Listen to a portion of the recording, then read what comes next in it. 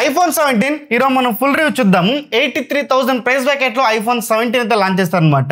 83,000 కి phone worth and with card offers offline price అన్ని base చేసుకుంటే 75 నుంచి 80 లోపల టిపికల్ గా చెప్పాలంటే 77 నుంచి 80 రూపాయల లోపల అయితే మనకి విత్ కార్డ్ ఆఫర్స్ అన్ని బేస్ చేసుకుని iPhone 17 అయితే మన చేతికి వస్తుంది అనమాట. అండ్ బేస్ వేరియంటే 128GB కట్ ఆఫ్ చేసేసి డైరెక్ట్ గా 256GB తీసుకొచ్చారనమాట. సో ఇది కూడా చాలా మంచిగా అనిపించింది. సో 83,000 కి ఫోన్ మనం కొనొచ్చా? దీంతో కంపేర్ చేసుకుంటే ఏదైనా స్మార్ట్ ఫోన్స్ దీనికన్నా బెటర్ గా ఉందా? ఈ ఫోన్ లో ఉండే కెమెరాస్ ఎలా ఉంది, ఈ 120Hz డిస్ప్లే ఎలా ఉంది, ఎవ్రీథింగ్ కూడా ఇన్ డీటెయిల్ డిస్కస్ చేసుకుందాం అనమాట.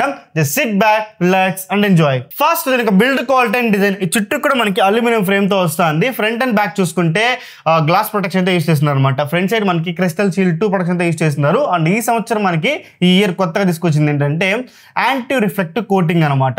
It's not anti reflective coating, it's anti reflective coating. అది ఎంతవరకు ఉందంటే మాత్రం ఇది తెచ్చిన విత్ ఇన్ 1 అవర్లో నేను టెంపర్ గ్లాస్ అయితే అప్లై చేశాను. దాంతో ఎటువంటి డౌట్ అయితే లేదు. ఎందుకంటే స్క్రాచెస్ ఎక్కువ పడుతుంది కాబట్టి అప్లై చేశాను. ఇది నేను లాంగ్ టర్మ్లో యూజ్ చేయాలనుకుంటున్నాను కాబట్టి. ఓకే, సో ఇది నేను టెస్ట్ చేసినప్పుడు మాత్రం కొంతవరకు ఓకే, కొంతవరకు రిఫ్లెక్షన్స్ అయితే కట్ ఆఫ్ చేస్తుంది కానీ బట్ అగ్రెసివ్గా లేదు. మనకి Samsung S25 ultra S24 అల్ట్రాతో compare చేసుకుంటే అంత అగ్రెసివ్గా ఈ ఫోన్లో లేదనమాట. ఓకేనా? సో ఇప్పుడైతే నేను మీకు చూపించలేను ఎందుకంటే టెంపర్లెస్ అప్లై చేశాను కాబట్టి. బట్ మీరు వితౌట్ టెంపర్లెస్ చూసినా కూడా ఇది ఒక సామ్సంగ్ స్మార్ట్ ఫోన్స్ కంపేర్ చేసుకుంటే ఒక 30 to 40% వరకు రీచ్ అవుతుంది అనమాట. సో అంతే, జస్ట్ పేరుకు ఉంది కానీ దాన్ని ప్రోగ్రెసివ్గా అప్లై చేయలేదేమో అనేది నా ఒపీనియన్. నెక్స్ట్ దీంతో మనకి యాక్షన్ బటన్ ప్రీవియస్ జనరేషన్తో పోల్చుకుంటే మనకి అదే యాక్షన్ బటన్ iPhone 16తో మనకి iPhone 17 కూడా అదే యూస్ చేస్తారు అనమాట. అండ్ కెమెరా కంట్రోల్ బటన్ కూడా ఇచ్చినారు. ఒక దేనికి ఒదగన బటన్ అని మాత్రం ఖచ్చితంగా మెన్షన్ చేస్తున్నా. కెమెరాను లాంచ్ చేయడానికి మాత్రమే ఈ బటన్ నేను యూస్ చేస్తున్నా. అదర్ దెన్ మనకి ఏ ఒక ఫీచర్ కూడా ఈ కెమెరా బటన్లో నేనైతే యూస్ చేయలేదు. Not only me, almost 99% of iPhone users ఈ కెమెరా బటన్ అయితే మాత్రం యూస్ చేయరు. మిగిలిన 1% మీరు కెమెరా బటన్ యూజ్ చేస్తుంటే మాత్రం ఖచ్చితంగా కమెంట్ చేయండి. నెక్స్ట్ నాకు అనిపించిన డిసడ్వాంటేజ్ ఏంటంటే USB 2.0 పోర్ట్ అనమాట. ఖచ్చితంగా ఈసారైనా అట్లీస్ట్ USB 3.2 పోర్ట్ ఇచ్చింటే బాగుండని నా ఒపీనియన్. ఆబ్వియస్గా మనకి బాక్స్లో కూడా USB 2.0 కేబుల్ ఇస్తారు ప్రో మ్యాక్స్లో కూడా. సో కాకపోతే USB 3.2 ఇచ్చింటే, ఎందుకంటే 120Hz ఇస్తున్నారు కదా డిస్ప్లే కూడా, మనకి గేమింగ్ కూడా కొంచెం బెటర్గా ఉంటుంది, స్ట్రీమింగ్ చేసే వాళ్ళకి కొంచెం హెల్ప్ అవుతుంది అనమాట. అది వచ్చింటే బాగుండని ఇదే నా ఒపీనియన్. నెక్స్ట్ మేజర్ అప్గ్రేడ్ మనకి డిస్ప్లేలో అనమాట. 6.3 inches OLED డిస్ప్లే ఇస్తున్నారు. ఇది ఫుల్ HD ప్లస్ కన్నా కూడా కొంచెం రెజల్యూషన్ అయితే ఎక్కువ ఉంటుంది అనమాట టిపికల్గా మనకి ఐఫోన్స్లో మాత్రం. సో ఈ యొక్క display quality and refresh rate, ముఖ్యంగా ఇంతవరకు కూడా బేస్ వేరియంట్స్లో మనకి 60Hz మాత్రం చూస్తూ ఉంటే ఈసారి మాత్రం 120Hz తీసుకొచ్చారనమాట. దీనికి రీఫ్రెష్ రేట్ మాత్రం. సో ఖచ్చితంగా నేను లాస్ట్ 1.5 yearగా మనము iPhone 15 యూజ్ చేస్తాం అనమాట నేనైతే మాత్రం. సో ఆ 4 నుంచి ఈ ఫోన్ అప్గ్రేడ్ అయినప్పుడు మాత్రం మాటలో చెప్పలేకపోతున్నా. సో ఖచ్చితంగా చాలా బాగుంది డిస్ప్లే క్వాలిటీ మాత్రం. ఆ రీఫ్రెష్ రేట్ నేను యూజ్ చేశాను. ప్రో మ్యాక్స్ వేరే యూజ్ చేస్తాను నా ఫ్రెండ్స్ దగ్గర, నా కొలీగ్స్ దగ్గర, వీళ్ళ దగ్గర నేను తీసి యూజ్ చేసినప్పటికీ కూడా. బట్ ఎప్పుడైతే నేను ఆ ఫోన్ని నా ఓన్ ఫోన్ నేను ఓన్ చేసి యూజ్ చేస్తున్నప్పుడు ఆ ఫీలింగ్ అనేది నాకు కొంచెం డిఫరెంట్గా ఉంది అనమాట. సో ఖచ్చితంగా ఈ 120Hz అనేది మాత్రం మన డే టు లైఫ్ టాస్క్లకి చాలా హెల్ప్ అవుతుంది అనమాట. సో 100%. సో డిస్ప్లే క్వాలిటీ వచ్చి మనం మాట్లాడుకుంటే ఇండోర్లో మీరు యూజ్ చేస్తాను, అవుట్డోర్లో మీరు యూజ్ చేస్తాను. అండ్ ముఖ్యంగా వాల్ చెప్తుంది కూడా 3000 నుంచి చెప్తాను అనమాట. దీనికి ఒక పీక్ బ్రైట్నెస్, నాకు ఎటువంటి ప్రాబ్లం మాత్రం డిస్ప్లే బ్రైట్నెస్ పరంగా లేదు. కాకపోతే నేను అవుట్డోర్లో కెమెరాని ఎక్కువ యూజ్ చేస్తూ ఉంటే కెమెరాలో ఎటువంటి ప్రాబ్లం లేదు, కానీ బ్రైట్నెస్ నేను ఏదైతే ఇష్యూ iPhone 15లో ఫేస్ చేశానో ద సేమ్ ఇష్యూ మనకి iPhone 17లో కూడా బ్రైట్నెస్ చాలా డ్రాప్ అయిపోతుంది. నా దగ్గర డ్రోన్ ఉందన్నమాట. సో DJI A3 డ్రోన్ ఉంది. సో ఆ డ్రోన్ని నా దగ్గర కంట్రోలర్తో ఇట్లా పెట్టుకొని దీన్ని కంట్రోల్ చేస్తాను అనమాట. సో ఆ కంట్రోలర్ని కూడా అవుట్డోర్ని యూజ్ చేస్తూ ఉంటే ఈ ఫోను ఓవర్గా ఓవర్ కాదు, సో ఫోన్ అయితే వామ్ అయిపోయి సో ఖచ్చితంగా బ్రైట్నెస్ అయితే డ్రాప్ అయిపోతుంది అనమాట. సో ఇష్యూ మాత్రం iPhone 17లో కూడా క్యారీ ఫార్వర్డ్ అవుతుంది అన్డౌటెడ్లీ చెప్పగలుగుతా. ఇది మేజర్ ఇష్యూ ఐఫోన్స్లో స్టిల్ ఎగ్జిస్ట్ అవుతున్న ఇష్యూ అని మాత్రం ఖచ్చితంగా మెన్షన్ చేస్తున్నా. నెక్స్ట్ ఇంక డిస్ప్లే క్వాలిటీ మనకి నెట్ఫ్లిక్స్లో కూడా HD ప్లేబ్యాక్ ఉంది, దాంతో కూడా సరే ఎక్సలెంట్గా ఉంది. డిస్ప్లే పైన మనకు వంగబెట్టడానికి అయితే మాత్రం లేదు. Display quality, colours, dynamic range, display మనం మూవీస్ చూస్తున్నప్పుడు కానీ వేరే లెవెల్. అసలు డిస్ప్లేలో అన్డౌటెడ్లీ చెప్పగలుగుతా one of the best display segment అని మాత్రం ఖచ్చితంగా నేను మెన్షన్ చేస్తున్నా.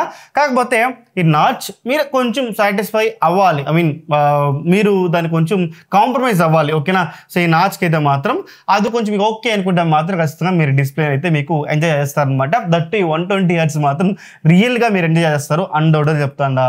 నాట్ ఓన్లీ దట్ ఈ డిస్ప్లే మనకి ప్రో మ్యాక్స్ యూజ్ చేస్తారు కదా, అదే డిస్ప్లేలో ఉన్న ప్రతి ఒక్క ఫీచర్ కూడా ఇది తీసుకొచ్చారు అనమాట. లైక్ ఆల్వేస్ ఆన్ డిస్ప్లే కూడా 1 మనం 1 నిట్తో బ్రైట్నెస్ అయితే డౌన్ అవుతుంది అనమాట. సో ఖచ్చితంగా దానివల్ల మనకి ఆల్వేస్ ఆన్ డిస్ప్లే మనం ఇంత యూజ్ చేసుకోవచ్చు.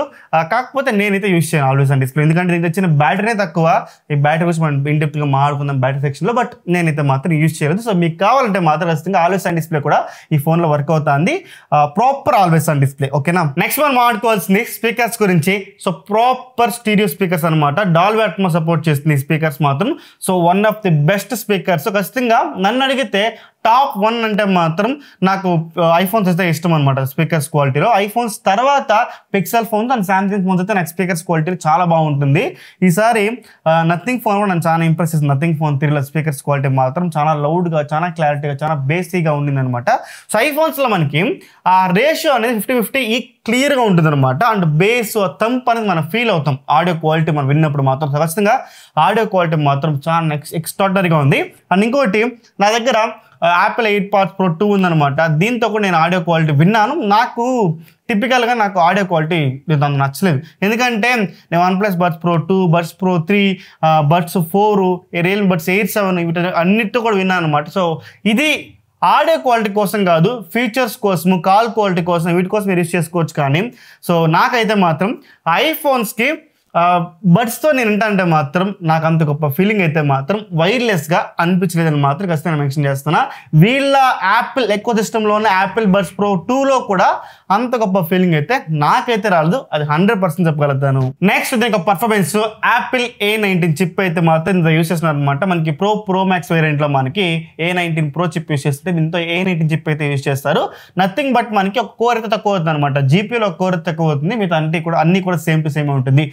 దీన్ని నేను టెస్ట్ చేసినప్పుడు సింగిల్ కోర్ వచ్చేసి 3656 అయితే మనకి స్కోర్ అయితే వేసింది అనమాట, గిగ్ బెంచ్ స్కోర్స్ అయితే మాత్రం. సో మల్టీ కోర్లో 9200 అయితే మనకి స్కోర్ చేసింది గిగ్ బెంచ్లో అయితే మాత్రం.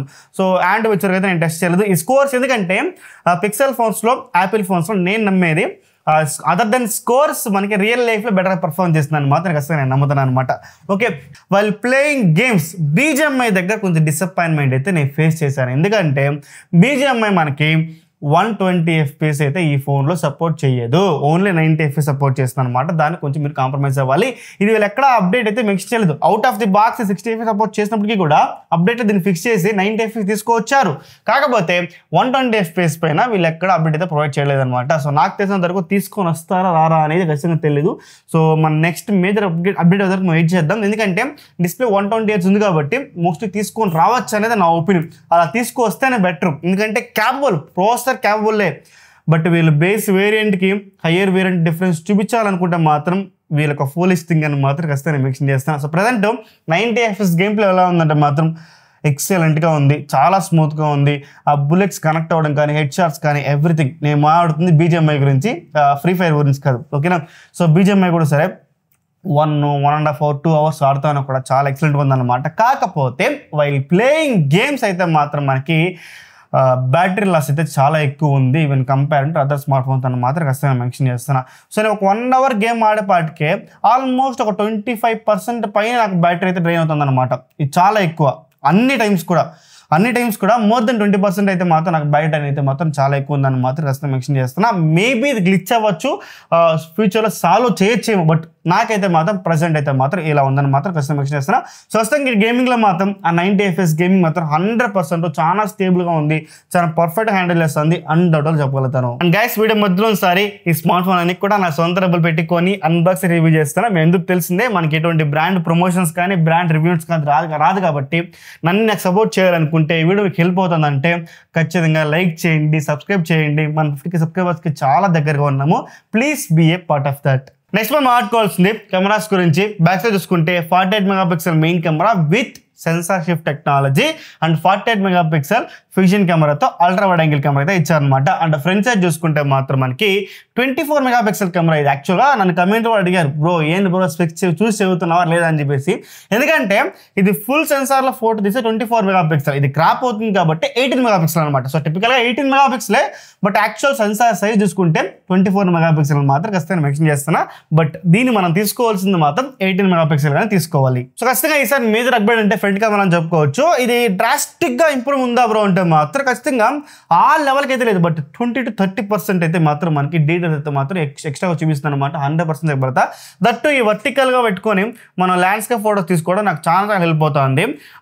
ఎందుకంటే నేను ఈ వర్టికల్గా పెట్టుకుని వీడియో రికార్డ్ చేసినప్పుడు నాకు షేకినెస్ చాలా తక్కువ ఉందన్నమాట. సో 100% చాలా బాగా అనిపించింది నాకు ఆ వీడియో క్వాలిటీ ఫ్రంట్ కెమెరాలో మాత్రం. అదొకటి. సో ఫోటోస్ గురించి, వీడియోస్ గురించి, డే టైంలో, నైట్ టైంలో, ఈవినింగ్ టైంలో, ఇండోర్లో, అవుట్డోర్లో అన్నిటి గురించి ఒక ఇన్డెప్త్ రివ్యూ 20 నిమిషాలు వచ్చిందనమాట. ఆ రివ్యూ అయితే యూట్యూబ్లో ఆల్రెడీ అప్లోడ్ చేస్తున్నాను. దానికి లింక్ డిస్క్రిప్షన్లో ఇచ్చింటాను, అండ్ ఐ కార్డ్స్ వెళ్తాను, ఎండ్ కార్డ్స్ కూడా ఇస్తాను. ఒకసారి వెళ్ళి ఇన్డెప్త్గా చెక్ చేసి చూడండి, మీకు క్లియర్గా అర్థమైపోతుంది అనమాట. బట్ ఇప్పుడు లైట్గా బ్రీఫింగ్ చెప్పంటే మాత్రం స్పష్టంగా ఫ్రంట్ కెమెరా ఫోటోస్ మాత్రం డే టైం వీళ్ళు ఫోటో తీస్తామంటే ఫీల్డ్ ఆఫ్ వ్యూ కావచ్చు, ఫోటోస్ కావచ్చు, అన్నీ కూడా ఎక్స్ట్రాడినరీగా ఉంది అన్డౌటెడ్ చెప్పగలుగుతా. బట్ నాయిస్ లెవెల్స్ అయితే మాత్రం నైట్ టైం మీరు ఫోటో తీస్తున్నారంటే నాయిస్ అయితే మాత్రం మీకు సిగ్నిఫికెంట్గా ఇప్పుడు చూస్తాను అనమాట. దాంతో అన్డౌటెడ్ చెప్పగలుగుతాను. కాకపోతే ఫ్రంట్ కెమెరా మాత్రం చాలా వరకు ఇంప్రూవ్ అయిందనమాట. ఇన్ఫాక్ట్ చెప్పాలంటే ఫీల్డ్ ఆఫ్ వ్యూలో చాలా వరకు అయితే ఇంప్రూవ్ అయిందనమాట. ఖచ్చితంగా నేను మెన్షన్ చేస్తున్నాం. నెక్స్ట్ మనం మాట్లాడుకోవాల్సింది బ్యాక్ సైడ్ మెయిన్ కెమెరా గురించి. So back side main camera మాత్రం ఫోటోస్ కూడా సరే చాలా బాగా వస్తుంది. ముఖ్యంగా నేను అక్కడ మెన్షన్ చేయింది 2x పోర్ట్రేట్స్ అనమాట. నేను 2x తీసుకోవచ్చు, 3x కూడా పోర్ట్రేట్స్ అయితే తీసుకోవచ్చు అనమాట. కాకపోతే 3x పోర్ట్రేట్స్ తీయద్దండి ఫోన్లో, చాలా సాఫ్ట్ వస్తుంది, కొంచెం అన్యూజబుల్గానే ఉందని చెప్పుకోవచ్చు. అసలు బాగాలేదు. 3x పోర్ట్రేట్స్ చాలా సాఫ్ట్ ఉంది, నాకు నచ్చలే టిపికల్గా చెప్పాలంటే మాత్రం. ఇన్ఫాక్ట్ చెప్పాలంటే నా దగ్గర ఎక్కువ ఈ ఫోన్ అయితే పోర్ట్రేట్స్ తీయలేదనమాట. ఎందుకంటే నా దగ్గర OnePlus 13 ఉంది, నథింగ్ ఫోన్ 3 ఉంది.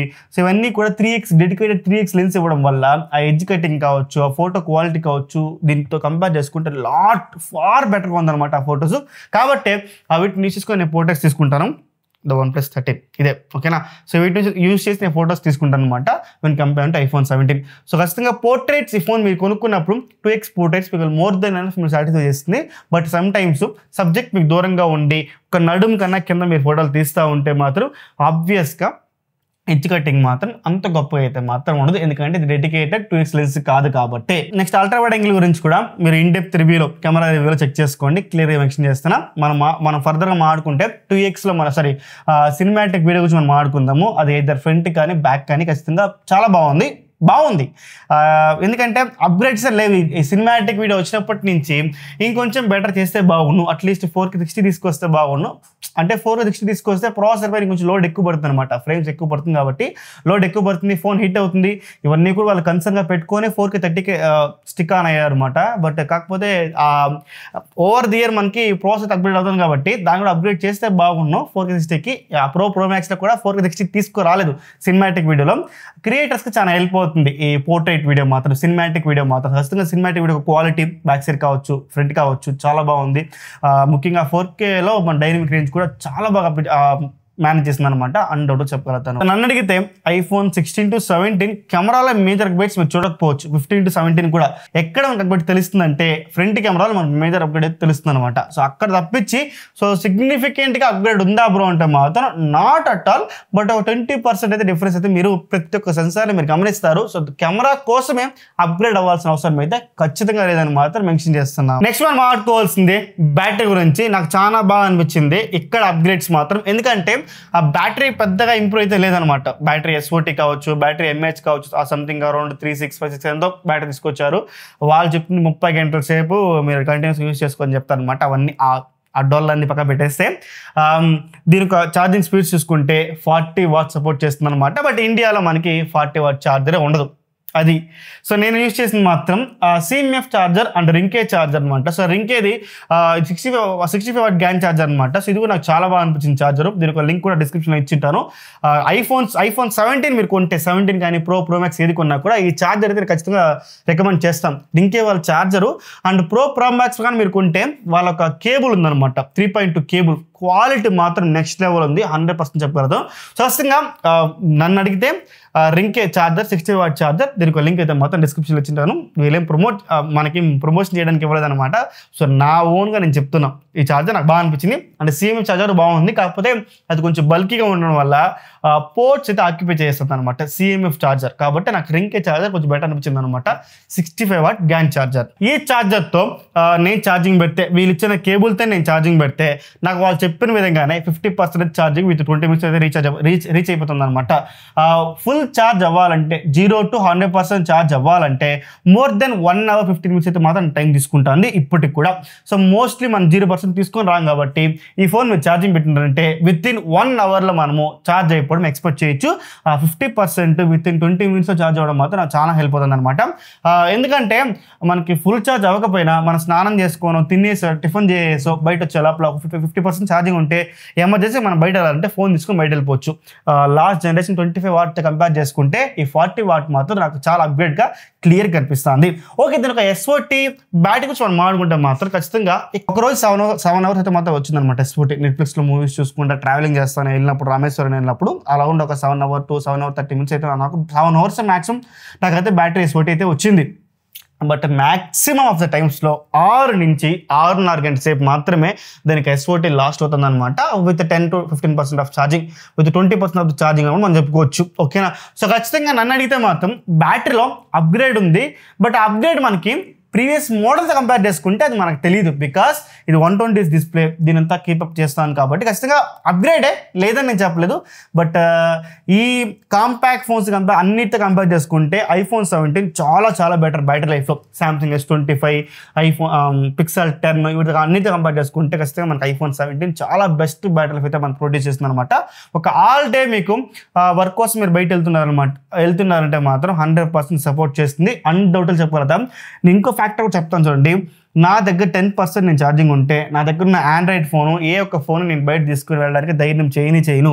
బట్ iPhone 17ని నేను 4 గంటల సేపు ఒక మూవీకి వెళ్ళాలనుకున్నా కూడా ధైర్యంగా iPhone 17 కానీ not only iPhone 17 A iPhone అయినా నేను బయట తీసుకెళ్ళిపోతాను అనమాట. ఆ లెవెల్ ఉంటుంది అనమాట ఐఫోన్ ఆప్టిమైజేషన్ మాత్రం బ్యాటరీలో. ఇంకా ఫైనల్గా iOS 26 లిక్విడ్ గ్లాస్ గురించి మీరు అన్ని చేసి ఉంటారు, మీకు అన్ని గురించి మీకు తెలిసి ఉంటుందే. ఈ ఫోన్లో కూడా ఆప్టిమైజేషన్ చాలా బాగుంది.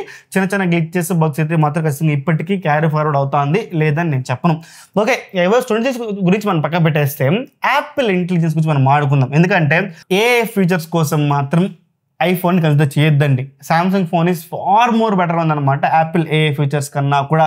వీళ్ళది ఆ జనరేటివ్ ఫీల్ అంత గొప్పగా లేదు. ఎందుకంటే మీరు చూస్తుంటే చాలా వీడియోస్ ఇప్పుడు నేను చెప్తే మీకు బోర్ కొడుతుంది అనమాట. సో ఖచ్చితంగా యాపిల్ ఇంటెలిజెన్స్ ఫీచర్స్ కూడా సిగ్నిఫికెంట్గా లేదు అండ్ ఎక్కువ రాలేదన్నమాట. ఓకేనా? సో ఇవన్నీ పక్కా పెట్టేద్దాం.